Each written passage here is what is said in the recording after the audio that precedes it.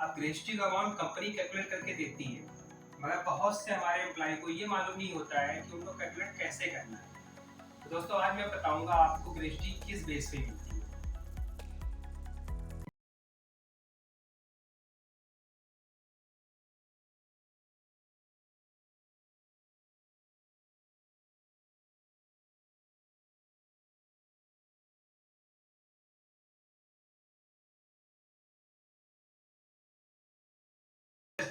दोस्तों अगर आपकी जो इन हैंड सैलरी आती है आपके अकाउंट में आती है वो आपकी इन हैंड सैलरी होती है। जो आपकी सैलरी जिसमें आपका पीएफएसआई डिडक्ट होता है वो आपकी ग्रॉस सैलरी होती है।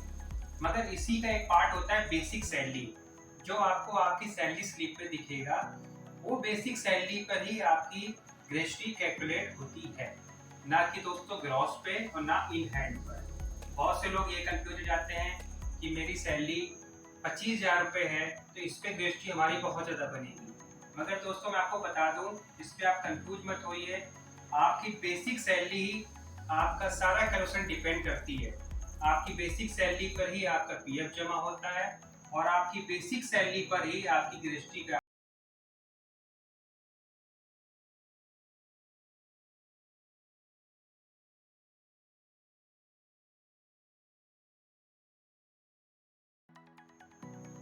तो ग्रेजुएटी का जो अमाउंट का कैलकुलेशन का सिंपल सा मेथड होता है वो होता है आपका बेसिक सैलरी इनटू आपके वर्किंग ईयर्स, 5 साल 6 साल 7 साल जो आप कर चुके हो, इनटू 15 और डिवाइड बाई 26। ये कॉमन फॉर्मूला होता है, ये आपको गूगल करने में मिल जाएगा, हर जगह मिल जाएगा।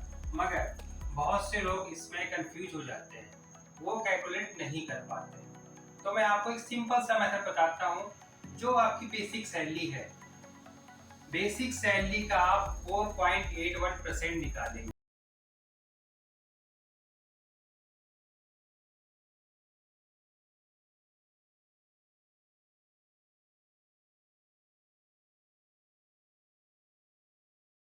छह साल 7 साल जो भी है उससे मल्टीप्लाई कर दीजिए, आपका जो भी अमाउंट आएगा वही आपका ग्रेजुएटी का अमाउंट होगा।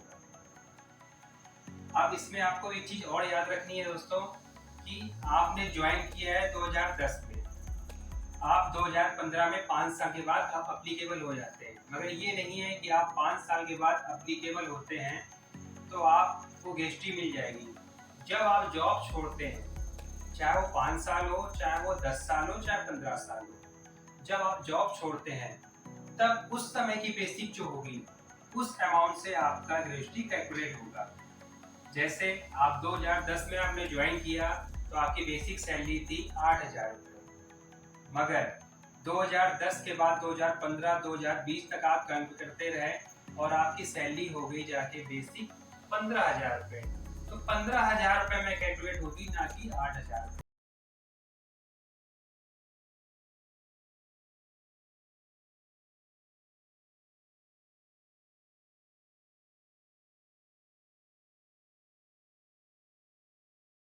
चीज और याद रखनी है, अगर आपकी किसी भी कंपनी में जॉब 5 साल से कम है तो आप ग्रेजुएटी के लिए एप्लीकेबल नहीं होते हैं। अगर आप 5 साल के नज़दीक आते हैं और आप जॉब चेंज करना चाह रहे हैं, छोड़ना चाह रहे हैं, तो आप ये ध्यान दीजिए कि आप 5 साल के नज़दीक हैं तो मैं आपसे यही कहूँगा कि आप अपने 5 साल पूरे कंप्लीट करें और अपनी ग्रेजुएटी का एप्लीकेबल जो भी हो अमाउंट वो लें। इसके बाद ही किसी कंपनी से जॉब छोड़ें अगर आप 5 साल के नज़दीक हैं। तो दोस्तों ये थी हमारी आज की वीडियो। आपको वीडियो कैसी लगी प्लीज़ लाइक कमेंट और शेयर करें, और ऐसे ही वीडियो देखने के लिए हमारे चैनल को आज ही सब्सक्राइब करें।